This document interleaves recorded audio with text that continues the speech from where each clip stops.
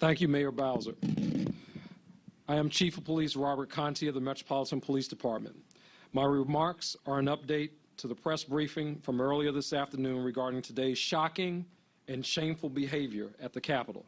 But I want to first reassure community members across the District of Columbia that we are still responding to calls for police service, and we are grateful for your words of thanks and support for our members and partners. Around 8 p.m., Congress reconvened and the Senate has resumed their session, allowing democracy to continue. To get this accomplished, the Metropolitan Police Department, along with the U.S. Capitol Police, had to regain control of the U.S. Capitol by removing trespassers and sweeping the building for security. After we successfully removed all trespassers and cleared the building, our members established a secure perimeter around the Capitol building, utilizing police personnel in order to push back any demonstrators in the area. I would like to thank the assisting law enforcement agencies, to include Virginia State Police, Arlington County, Prince William County, and Fairfax County Police Departments, Maryland State Police, Montgomery County Police, Prince George's County Police, New Jersey State Police, and National Guard assets for answering the call.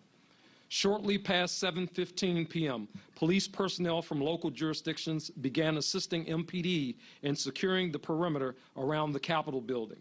This allowed our members to become mobile in order to enforce the mayor's 6 p.m. curfew.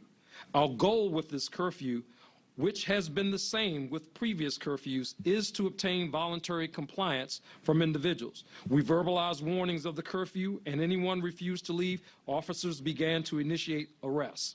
As of 9:30 today, we have made in excess of 52 arrests, 4 arrests for carrying pistols without licenses, 1 arrest for possession of prohibited weapon, 47 arrests related to curfew violations and unlawful entry. 26 of these 52 arrests were made on U.S. Capitol grounds. Additionally, 2 pipe bombs have been recovered. 1 pipe bomb from the DNC, another pipe bomb from the RNC, a cooler from a vehicle with a long gun in it that also included Molotov cocktails. This also was on the grounds of the United States Capitol. This number, in addition to the 10 arrests that occurred yesterday, are the arrests that the Metropolitan Police Department has reported thus far. Again, these numbers are preliminary and will be updated accordingly. As I stated earlier today, if you are not engaged in essential activities, please stay off the streets and adhere to the curfew, or you will be subject to arrest. We have also recovered at least 6 firearms today, in addition to the 3 last night and a stun gun. As you're aware, earlier today, approximately 2:46 p.m., protesters breached fencing along the Capitol grounds and confronted police lines surrounding the building. Multiple individuals forced entry into the Capitol building and attempted to gain access to the House room, which was still in session. They were confronted by plainclothes U.S. Capitol police officers, at which time 1 Capitol police officer discharged their service weapon, striking an adult female. She was transported to a local hospital where, after all life-saving efforts failed, she was pronounced deceased. Her identification is being withheld at this time, pending next of kin notification. The Metropolitan Police Department's Internal Affairs Division is currently investigating this matter as we investigate all officer-involved deaths in the District of Columbia, including ones from other agencies. This is a tragic incident, and I send my condolences to the victim's family and friends. Additionally, there were 3 other deaths reported today from the area around the Capitol grounds. 1 adult female and 2 adult males appear to have suffered from separate medical emergencies, which resulted in their deaths. Any loss of life in the district is tragic, and our thoughts are with anyone impacted by their loss. You should also be aware that at least 14 MPD officers have sustained injuries during the demonstrations. 1 member suffered serious injuries after he was pulled into a crowd and assaulted. He is currently hospitalized and undergoing testing for treatment for his injuries. 1 officer received significant facial injuries from being struck by a projectile and is also hospitalized. The additional injuries are not as serious in nature, but are nonetheless concerning. These officers should be commended for their work. They fought hard to protect our democracy. Not only today, but every day they wear that uniform. Thank you for your dedication and service and sacrifice. Lastly, I want to thank all of the Washingtonians for adhering to the curfew order by staying home.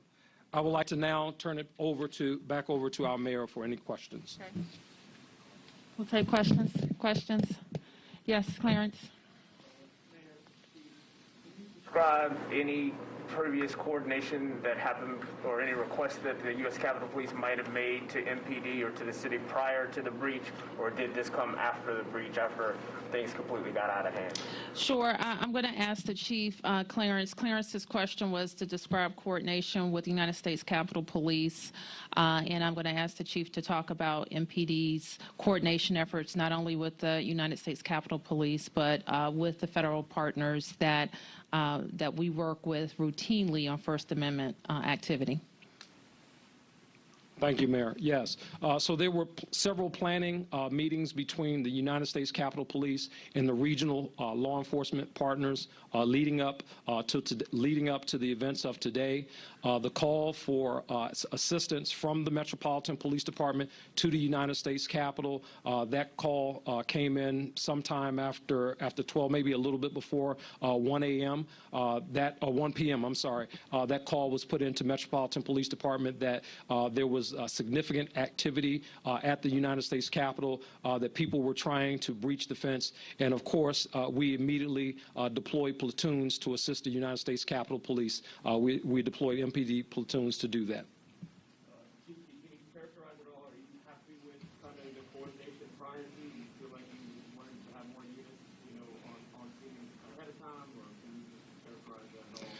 Well, for the city's response in terms of how the Metropolitan Police Department deployed its officers, I'm very comfortable with that. I think we'll all look back to examine the different plans that were in place, the coordination, what U.S. Capitol Police plans, what they were. Certainly, there was an agreement that if there was any assistance needed, that MPD would answer that call, and we did that today. We answered the call.